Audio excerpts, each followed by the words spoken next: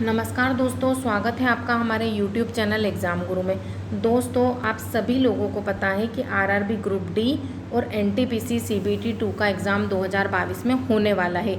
उसी से संबंधित मैं जीके, जीएस और करंट अफेयर्स के कुछ महत्वपूर्ण 1000 प्रश्नों को लेकर आई हूँ। दोस्तों, अगर आपने इन वीडियो को अच्छे से देख लिया तो आप एग्ज़ाम में 50 में से 40 प्रश्नों को आसानी से हल कर सकेंगे। इसके अंतर्गत मैं आपको 20 वीडियो प्रोवाइड कराऊंगी। उसी से संबंधित हम आज 11वें नंबर का वीडियो देखते हैं। तो चलिए वीडियो शुरू करते हैं। निम्नलिखित में से कौन सा पदार्थ ऑक्सीकारक एवं अवकारक दोनों की तरह प्रयुक्त किया जाता है? कौन सा है वो? Sodium nitrite. उड़ान अभिलेखी का तकनीकी नाम क्या है? क्या नाम है उसका? काला बॉक्स। पंचायती राज संस्थान के अधिकतम आय का स्रोत है? क्या स्रोत है? सरकारी अनुदान। जो सरकार से प्राप्त होता है उसे सरकारी अनुदान कहा जाता है। अंडमान और निकोबार द्वीप समूह में सबसे अधिक ऊंचाई वाली चोटी कौन सी है? कौन सी है? सोडिल पीक। सोडिल पीक। उस स्रोत का नाम बताइए जो प्राचीन भारत के व्यापारिक मार्गों पर मौन है। कौन सा है वो? मिलिंद पहाड़ों। मिलिंद पहाड़ों। उच्च तापमान के मापन के लिए किस उपकरण का प्रयोग किया जाता है? कौन सा उपकरण है वो? पायरोमीटर। किस देश के वित्त मंत्री और संचार मंत्री युवराज खाटीवाड़ा ने अपने पद से इस्तीफा दे दिया? किसने दे दिया था? नेपाल। विषाणु में क्या होता है? क्या होता है? न्यूक्लिक एसिड और प्रोटीन। सोने के आभूषण बनाते समय कौन सी धातु मिलाई जाती है? कौन सी मिलाई जाती है? तांबा। National mineral development corporation of India को हीरे की खान कहाँ है? कहाँ पर है? पन्ना में। भारत के संविधान में मौलिक कर्तव्य किस संविधान संशोधन के द्वारा जोड़ा गया है? कौन सा संविधान संशोधन है वो? 42वां। हाइड्रा का प्रचलन अंग है? क्या है? टंटेकिल्स। टंटेकिल्स। एक अंतर्राष्ट्रीय यात्री को अंतरिक्ष में आकाश कैसा दिखाई देगा? कैसा दिखाई देगा? काला। राष्ट्रीय पंचायती राज दिवस निम्न में से किस दिन मनाया जाता है? कब मनाया जाता है? 24 अप्रैल को।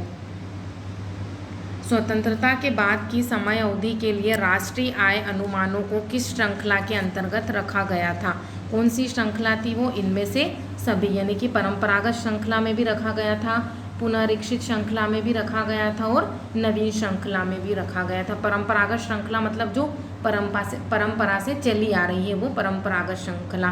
पुनरीक्षित श्रृंखला मतलब कि जिसका पुनः परीक्षण करके उसे रखा गया है वो पुनरीक्षित श्रृंखला। और नवीन श्रृंखला जो अभी वर्तमान समय में चल रही है, यानी कि इनमें से सभी।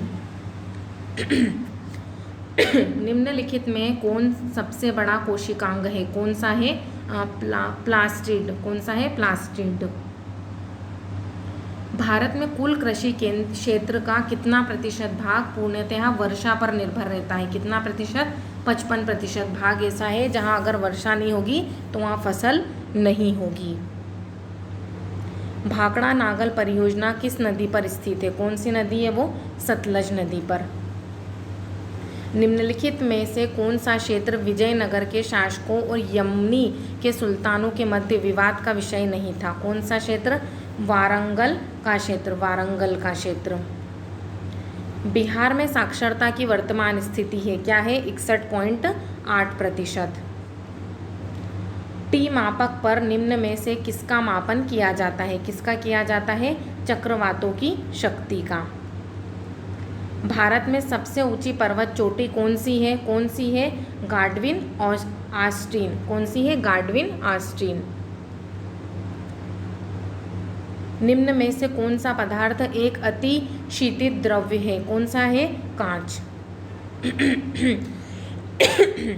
भारत में आम का सबसे बड़ा उत्पादक राज्य है? सबसे ज़्यादा आम कहाँ पाए जाते हैं? महाराष्ट्र में। बाह्य ग्रह या बृहस्पति सदृश ग्रहों की संख्या कितनी है? कितनी है? 4। हरियाणा सरकार ने पढ़ने की आदतों को बढ़ावा देने के लिए हाल ही में किस अभियान की शुरुआत की है? कौन सा अभियान है वो? Reading mission Haryana. निम्नलिखित नदियों में से कौन सी सबसे लंबी नदी है? कौन सी है? अमेजन। हाल ही में किस राज्य सरकार ने मुख्यमंत्री घर घर राशन योजना शुरू करने का निर्णय लिया? किसने किया था? दिल्ली ने। किस पदार्थ को लगाने से कटे हुए भाग से रक्त बहना रुक जाता है? कौन सा पदार्थ है वो? Ferric chloride. किसने कहा था भारतवर्ष तलवार के बल पर जीता गया था और तलवार के बल पर ही उसे ब्रिटानी कब्जे में रखा जाएगा? किसने कहा था? एल्गिन ने। महाद्वीप कैसे अलग हुए? कैसे अलग हुए थे? विवर्तनिक क्रिया से। विवर्तनिक क्रिया से। भारत में रेशम का सबसे अधिक उत्पादन करने वाला राज्य कौन सा है? कौन सा है? कर्नाटक। यहाँ पर क्या होता है? रेशम का सबसे ज़्यादा उत्पादन होता है। वर्तमान में खाद्यान्न के अंतर्गत आने वाला क्षेत्र है, कौन सा क्षेत्र है?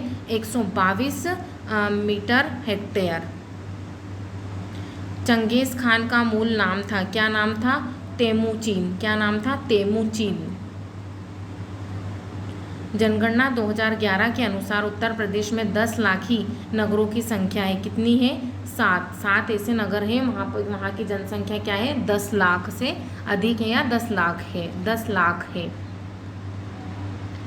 कौन मुद्रास्फीति के नियंत्रण की विधि नहीं है? कौन सी वो नहीं है विधि?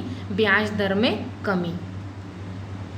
निम्न में से किस देश ने बांग्लादेश की तीस्ता नदी परियोजना के लिए 1 बिलियन कर्ज देने की घोषणा की है? किसने?